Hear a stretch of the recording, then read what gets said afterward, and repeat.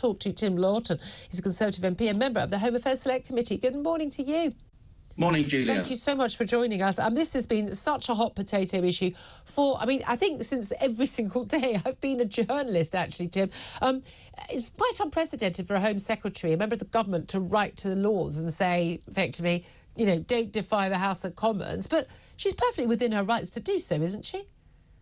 She's within her rights to do so. I'm not sure it will be very helpful. A bit of a red rag to the bull. Yes. This is a controversial bill. I support the bill, but it needs changes. We made some changes in the Commons to try and make it more palatable in the Lords. But there are people in the Lords who just want to completely shred the bill. But we do need legislation to go through. The position alone is unsustainable. 6,000 people already come across the channel this year in small boats.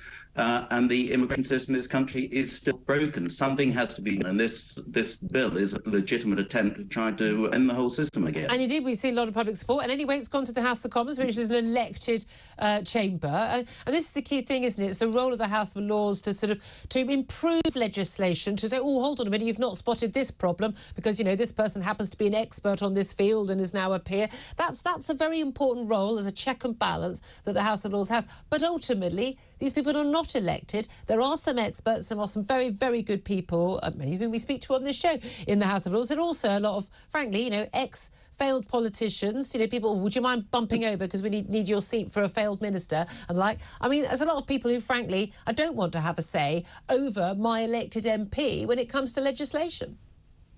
There are also some very successful ex-politicians in the House of Lords, so I wouldn't write them off. There's some good expertise there, but there's also people who've got agendas.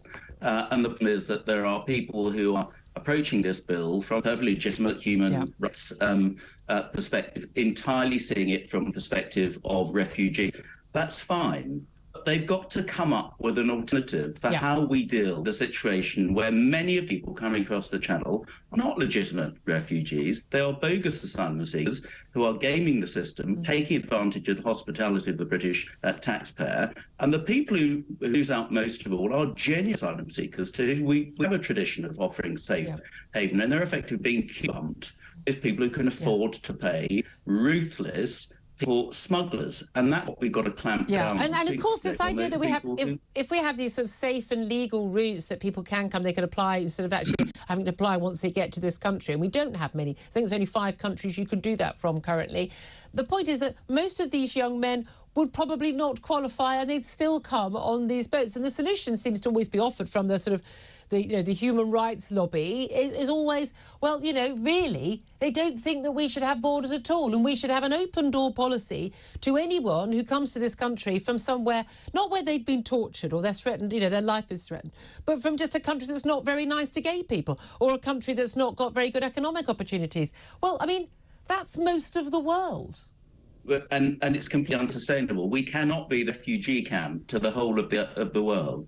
We have and can and will continue to offer a sustainable number of places to those people genuinely in danger, particularly those who have links and family in the United Kingdom already. That's why I got the amendment on safe legal routes added to the bill in House of Commons, because I think if we are being really tough as we need to on bogus asylum seekers and the people smugglers, we need to have very clear, legitimate, safe and legal routes for genuine people to apply without having to go to people running this racket across the channel. Absolutely. That is now in the bill.